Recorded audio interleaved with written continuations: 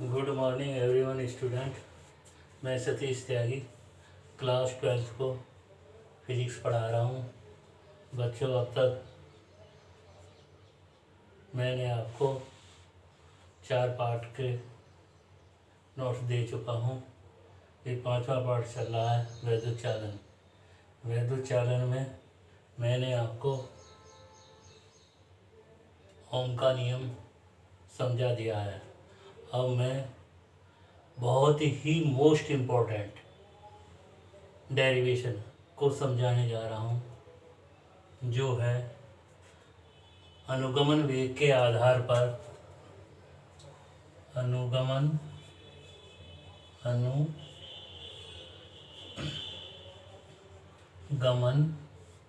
वेग के आधार पर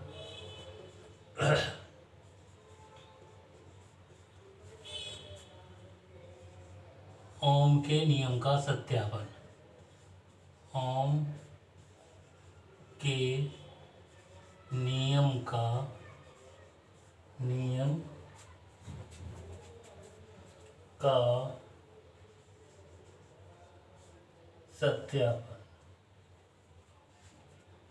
सत्यापन। तो देखो बच्चों,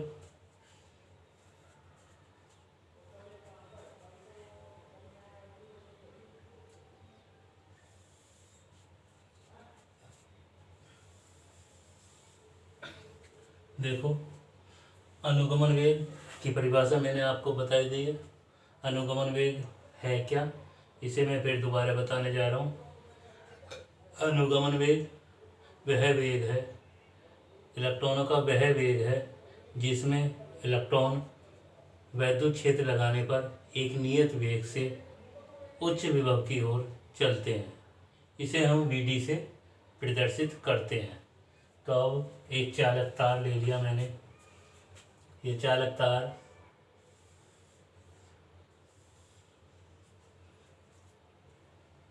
PQ जिसकी लंबाई L है, इसकी अनुप्रस्थ काट का क्षेत्रफल A है। इसके एकांक आयतन में मुक्त इलेक्ट्रॉनों की संख्या n है।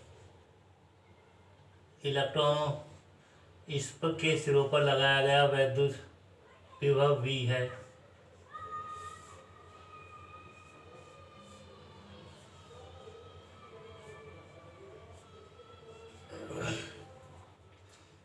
इलेक्ट्रॉनों का अनुगमन वेग, ये इलेक्ट्रॉन, इनका अनुगमन वेग Vd है।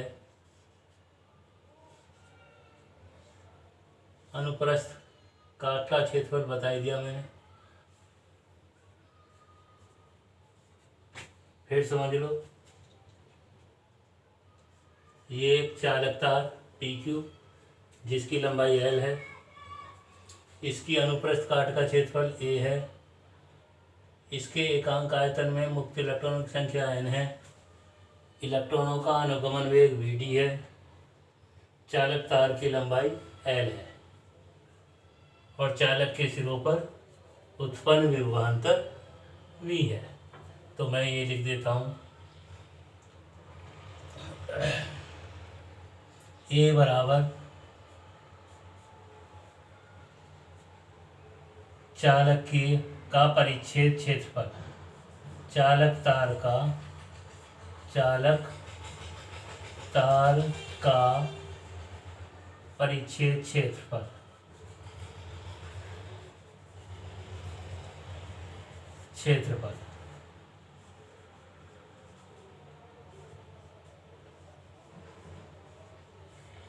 n बराबर चालक के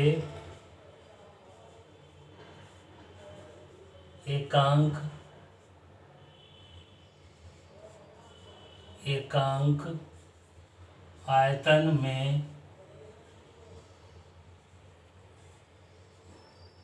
मुक्त इलेक्ट्रॉनों की संख्या,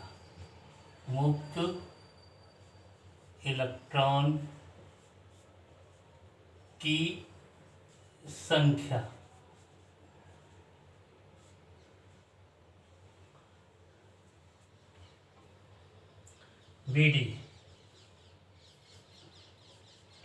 इलेक्ट्रॉनों का अनुगमन वेग।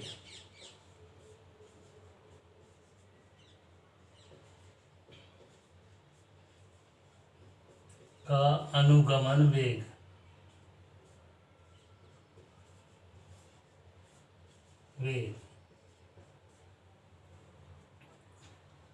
एल, चालक तार की लंबाई। चालक तार की लंबाई। वी, चालक के स्रोत पर, चालक तार के स्रोत पर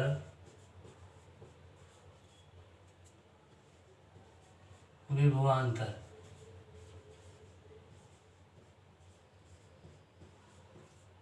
है, ये सब चीजें मैंने मानी है। क्या किया? ये मैंने मानी। अतः चालक में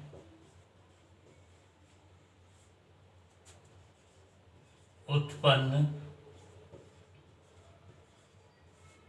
वैद्युत क्षेत्र की तीव्रता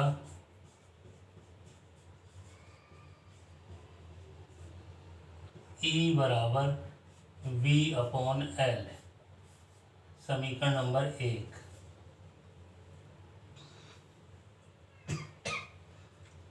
और प्रत्येक इलेक्ट्रॉन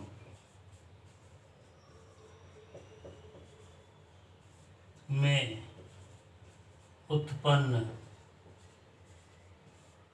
त्वरण A बराबर F/m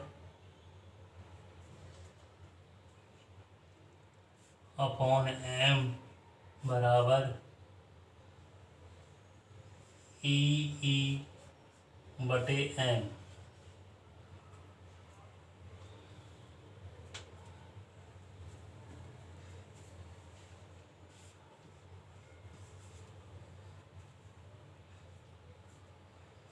अतः प्रत्येक इलेक्ट्रॉन में उत्पन्न त्वरण A बराबर F/m और F बराबर QE होता है। यहाँ Q की जगह स्मॉल e इसलिए लिखा गया क्योंकि एक इलेक्ट्रॉन की बात कर रहे हैं। एक इलेक्ट्रॉन पर आवेश स्मॉल e होता है, तो ये ध्यान रखें। F बराबर QE होता है, ये पहले चैप्टर में पढ़ा है आपने। तो यहाँ Q की जगह स्मॉल e लिया गया है। स्मॉल e क्यों लिया गया है? यहाँ लिखा है प्रत्येक इलेक्ट्रॉन में उत्पन्न त्वरण। अतः समीकरण 1 और 2 से, अतः समीकरण फर्स्ट एंड सेकंड से A बराबर E/m और यहाँ E की वैल्यू रख दी V/L। ये समीकरण हो गई हमारी 3।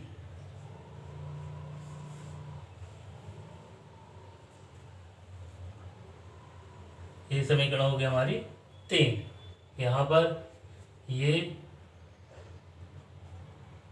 इतना हो गया। अब चूंकि इलेक्ट्रॉन क्या कर रहे हैं, इसके अंदर मूव कर रहे हैं, तो जब मूव कर रहे हैं वैद्युत क्षेत्र के कारण, तो एक नियत वेग से आगे बढ़ेंगे। तो नियत वेग से आगे बढ़ने के लिए माना मुक्त इलेक्ट्रॉन, माना मुक्त इलेक्ट्रॉन की दो क्रमागत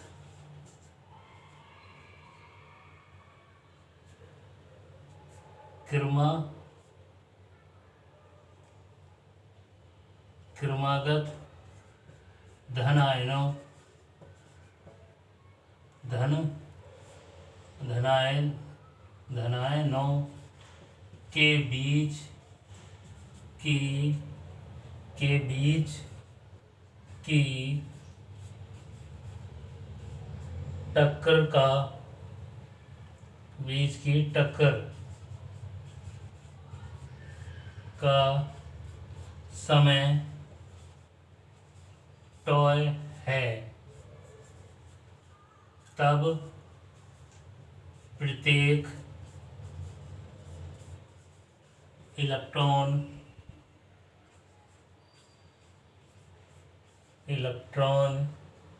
के वेग में वृद्धि ए टॉय होगी।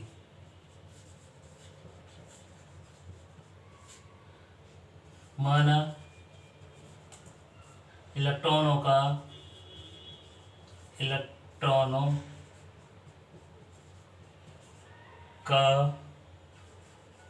ऊष्मीय वेग क्रमशः u1, u2, u3 ... है। तो इलेक्ट्रॉनों का अंतिम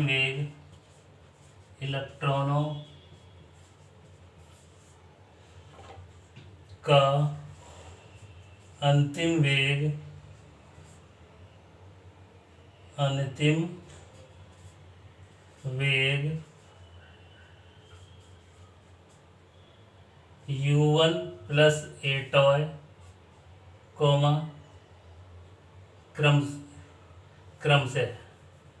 क्रमशः u1 प्लस ए टॉय u2 प्लस ए टॉय u3 प्लस ए टॉय होगा। अतः सभी इलेक्ट्रॉनों का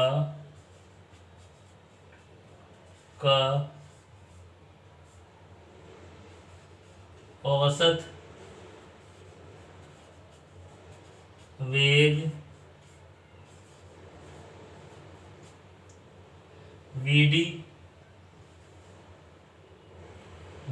vd बराबर u1 प्लस ए टॉय प्लस u2 प्लस ए टॉय प्लस u3 प्लस ए टॉय बटे n प्लस ... बराबर u1 plus u2 plus u3 plus ... बटे n प्लस n ए toy बटे n बराबर 0 प्लस ए टॉय बराबर ए टॉय। ये समीकरण होगी हमारी 4।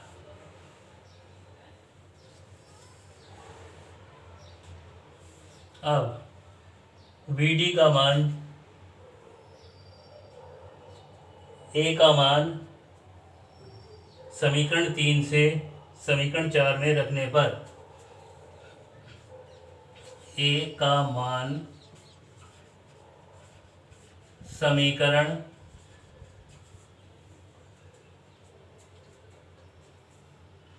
3 से समीकरण 4 में रखने पर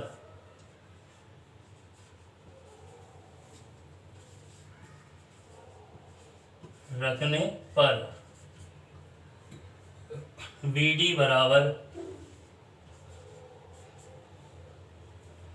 ए की जगह यहाँ से ये रख दिया, E/m V बटे L, और आगे आ गया है टॉय। ये होगी हमारी समीकरण नंबर 5।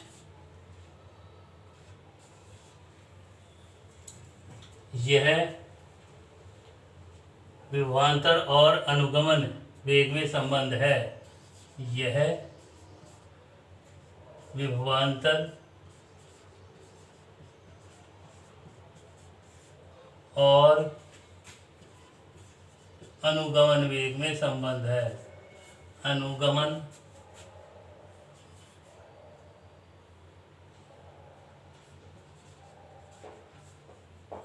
वेग में संबंध है।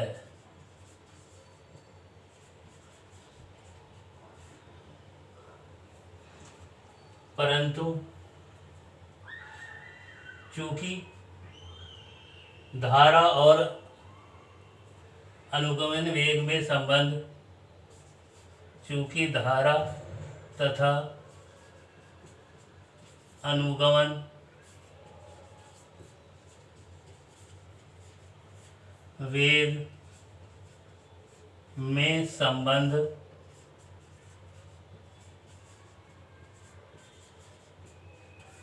I बराबर NEAVD, ये समीकरण होगी हमारी 6।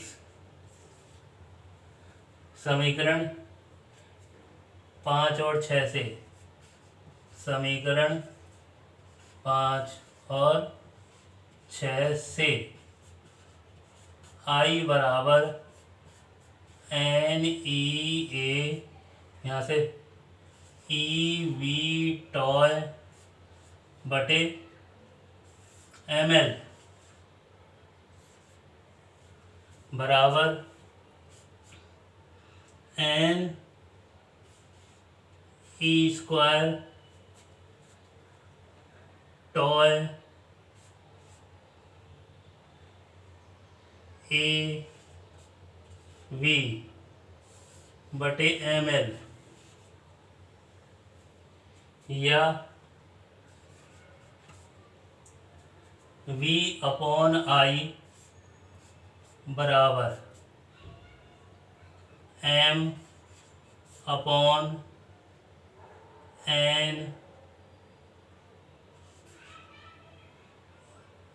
E स्क्वायर टॉय NV/I, यानी कि ये इधर चला जाएगा। MV/I निकालना है तो V/I, M ऊपर पहुंच गया, यहाँ आ जाएगा L/A। अब है स्थिर ताप पर, स्थिर ताप पर M/N E square toy L बटे A बराबर R।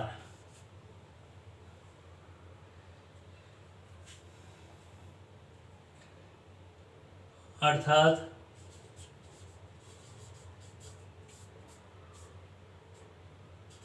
V/I बराबर R, यही ओम का नियम है। बच्चों, बोर्ड पर जगह नहीं रही इसलिए मैं बता रहा हूँ, इसके लास्ट में आपको क्या लिखना है, यही ओम का नियम है। जब ताप स्थिर रहेगा तो देखो द्रव्यमान इलेक्ट्रॉन का नियत रहता ही है और मुक्त इलेक्ट्रॉनों की संख्या नियत रहती है, आवेश नियत रहता है, और उसका जो है टक्कर का समय भी नियत रहेगा, तार की लंबाई भी नियत रहेगी, ए भी नियत रहेगा, अर्थात ये सारी चीज़ें नियत रहेंगी। उसको हमने नाम दे दिया R, और जब ये इसको नाम दे दिया R तो V/I बराबर R, यही ओम का नियम है। बच्चों, ये बहुत ही इम्पोर्टेंट टॉपिक है, इस चैप्टर का सबसे ज़्यादा इम्पोर्टेंट टॉपिक है। और ये मैंने बहुत शॉर्ट करके लिखा है। यदि आप किताब में देखोगे तो ये बहुत बड़ा होगा, इसलिए आप इसे अच्छी प्रकार से तैयार करें। और मैं तो कहता हूँ कि आप इसको याद करके 1-2 दिन में मुझे लिख करके अपनी ईमानदारी से सेंड कर दें। धन्यवाद। आज का शिक्षण समाप्त।